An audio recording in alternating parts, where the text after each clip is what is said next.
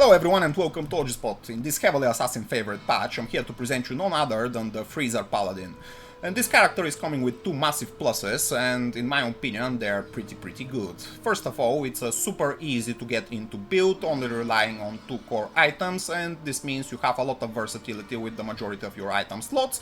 And of course it's another pretty cheap build. The other bonus of this specific character is that has another extra layer of survivability built into the class, apart from the Holy Shield skill, which is specific for the Paladin. Now, using the Holy Freeze aura means that you're gonna slow every single monster on your screen, including the immune to cold monsters, and this is the extra layer of survivability which I'm talking about. It's a pretty fun character to play, of course, and you can do the majority of the game content with it, and as soon as you grab yourself some codes under charm, you can say that you can do pretty much the whole content of the game. And now let's move over to the distribution points page. But OGspot, we really wanted an assassin build! Sorry guys, we like the off-meta stuff on this channel, and if you're looking for some really weird and random Diablo shit, you know you've hit the right spot. And now let's move over to my level 88 Paladin, and here I've got a base value of 100 strength, 70 to dexterity, 315 to vitality, and of course absolutely nothing into energy. And in terms of survivability, we've got the capped out 75% all resistances. Of course we're looking pretty good in terms of 15k defense and 75% chance to block, which is the maximum amount which you can have in this game. Our life pool after pre-buffing with CTA is about 2.5k mark, and I'd say this is enough for a lot of the stuff which you're gonna do in the game, even PvP of course. And in terms of damage, we do 3.2 up to 3.5k per swing zeal, and we also supplement that with 550 up to 1100 elemental cold damage per pulse on the Holy Freeze aura itself. In terms of attack rating, we're somewhat on the lower side with only 4.8k, but of course this is enough to drive us through the whole game. And this is a super fun character to play and super safe as well. And now let's move over to the advanced stats page. In here the interesting bits I'd say are the 40% increased attack speed, 50% faster unlock, 30% faster block rate, 715% damage to demons, which is absolutely astronomical amount, 361% damage to undead, 10% chance of open wounds, 15% chance of crushing blow, 48% deadly strike, cold absorb 20%, cold absorb 20, cannot be frozen, and we also have plus 8% to cold skill damage and minus 24% to enemy cold skill resistances, which are super useful and cool perks to have on a build like that. And now let's move over to the skill page, and starting up with the combat skills. In here we've got a maxed out Zeal, which is our main attack of this character, and we also have the maxed out Holy Shield, which is the built-in survivability skill of the Paladin class. The rest of the skills which you can see on this page are just a single level to unlock the rest of the tree. And now let's move over to the offensive aura page. In here we've got one into Might, one into Holy Fire, just to unlock our Holy Freeze, and this one is also maxed out. If you take a look at the synergies of the Holy Freeze skill, we can see that it requires Resist Cold and Salvation, and both of them are bumping up the cold damage of the aura.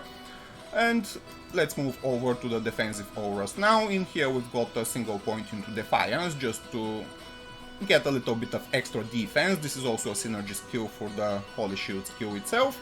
And we've got a maxed out cold resist, just to maximize our cold damage. And the rest of the skill points are being spent over the Salvation aura, which is also to maximize our cold damage with this build. And now let's discuss the inventory.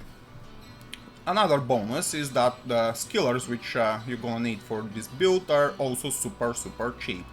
So all I've got here is enough of offensive aura skillers just to boost my damage even further, and of course you can add up the codes under charm just to be able to deal with even the cold immune monsters within the game. The rest of the charms are nothing beautiful, simple small charms with life on them, and a simple Hellfire Torch for the Paladin as well as a Nihilus charm. And now the two core items for this specific build are gonna be the weapon, which is the Voice of Reason, of course, super useful item for this specific setup. As you can see, it gives us 15% chance to cast level 13 Frozen Orb on striking, as well as 18% chance to cast level 20 Ice Blast on striking, so those are two pretty useful procs. And the whole thing is getting pretty funny whenever the Paladin starts proccing those ice blasts and frozen orbs on the screen. It's all pretty cool. And the second core item of this build is gonna be the Nightwing's Veil. This is a little bit of a difficult item to get. This is a treasure class 87 item, but once you get to a certain level, you can start doing those terrorized zones and get it and farm it much easier, of course. And if you're not lucky enough to find one yourself, you can always trade for one. And in terms of armor, I'm following the blue theme of this character and I'm wearing the Tyrael Smite, but of course every other armor will do. And as I've already said, this build provides a lot of versatility with your item choices, simply because there's only 2 items which are needed to recreate it. And yeah, this is my armor of choice for the moment, Tyrael Smite. In terms of gloves, we have the Laying of Hands, which are giving us 20% increased attack speed, 350% damage to demons, fire resist 50, and we're using the Snow Clash belt, which is also giving us another perk in terms of 5% chance to cast level 16 Blizzard when struck, that is, adding a little bit of extra cold damage to our attacks and giving us 15% maximum cold resistance and a little bit of extra cold absorb, so it's also good in terms of survivability, negating cold damage. In terms of rings, we've got a simple Raven Frost and a simple rare ring with a little bit of all resistances, attack rating and life leech. Problem with this build is that the majority of our damage is simply elemental and we don't really leech back a lot of HP from the enemies, but this can be negated by simply using a Draco's gloves, which are giving you the life tap curse on strike as well. So in terms of survivability, you can add additional layer by simply using different set of gloves. And in terms of boots, I'd say the Gore Riders are the primary choice of most of the melee characters within the game, so these are the boots of choice for this setup, of course. In terms of amulet, here we've got the High Lord's Wrath, giving us 1 to all skills with 20% increased attack speed, 33% deadly strike based on character level, and of course a little bit of extra lightning resist, which is always handy. And in terms of shield, we're using a socked Herald of Zakarum. This one is not upgraded version of the item, as you can see. And it's also giving us 69 to all resist, being soaked, that is, and super useful item for the Paladin, notorious among the community. So those are my item choices for this build. As you can see, as I've said, only 2 core items for this whole setup. On weapon swap, I've got a simple Spirit Shield and a CTA just to pre-buff my character. So that's about the character setup, and now let's look over the Mercenary Setup for a minute. Here we've got socked with Raw Rune and Dario's Visit, just to negate the minus fire resistance coming from the item itself. In terms of armor, my mercenary is using super cheap armor, that being the Smoke Run Ward, as you can see. And in terms of weapon, he's having the Obedience Run Ward, which is also a pretty cool item, which I have reviewed on the channel previously. And in terms of survivability, the mercenary is doing pretty okay, I'd say, with pretty good resistance pool, as well as life pool and damage as well. So, what you gonna farm with a character like that and a setup like that? I'd say this is super effective build for farming Travincal specifically. In terms of leveling, it's also pretty easy, and the way to start it is, I'd say, to make yourself a stealth run ward in the armor slot for the first levels of the game. And as soon as you get closer to Nightmare, or you're actually on Nightmare difficulty, you can start farming yourself for a Spirit Sword and a Spirit Shield, and those are gonna carry you over the game until Hell difficulty, of course. And once you get onto the Hell difficulty, you can start doing pit runs.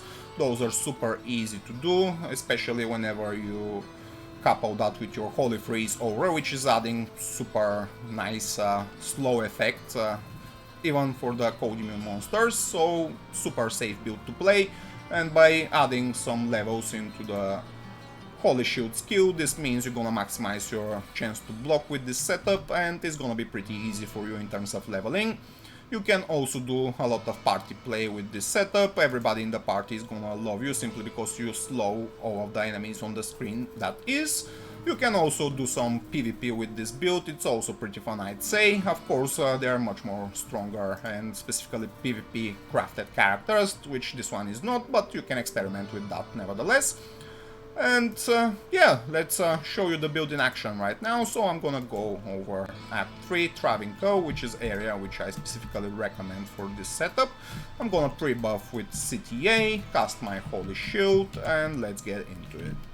So let's quickly go over the High Consuls using the charge skill, and here we are. And as you can see, we started casting those frozen orbs straight away. Every single monster on the screen is also being completely frozen, and we absolutely annihilate all the High Consuls without taking that much of a damage. As you can see, they don't really possess a threat. The whole run is happening super quickly, and you can repeat and rinse and repeat, do some astronomical numbers in terms of High Consuls runs. And this is a place which I especially like to farm, simply because it offers a lot in terms of rewards. You can expect to get a lot of nice high runes and a lot of good jewelry in terms of rings and amulets, and of course some pretty high level uniques and good items in terms of rares as well. So pretty nice area to farm. It's also pretty rich in terms of gold, which drops from the High Consuls. So now let's show you the build in action against immune to cold monsters and us carrying a Cold Thunder Charm. So naturally the monsters at the Frigid Highlands waypoint in Act 5 are immune to cold on Hell difficulty, which we are on Hell difficulty at the moment, as you can see. And now let's meet Eldritch and his minions. So these guys are normally immune to cold, but as you can see, all of them are being completely slowed, and our cold damage is getting through them pretty effectively. So all of them are being slain within a second. Super easy and effective build, super fun to play. And whenever you start proccing all those frozen orbs, is actually looking also pretty cool.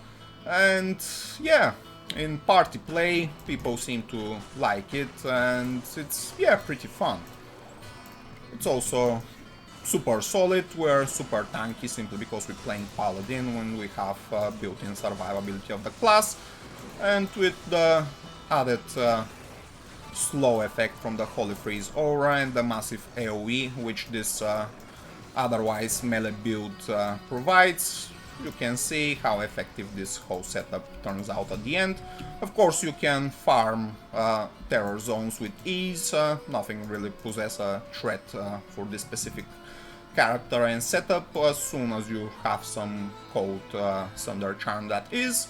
And again, charms super cheap for this character, only 2 items which are core, one of them being also pretty cheap.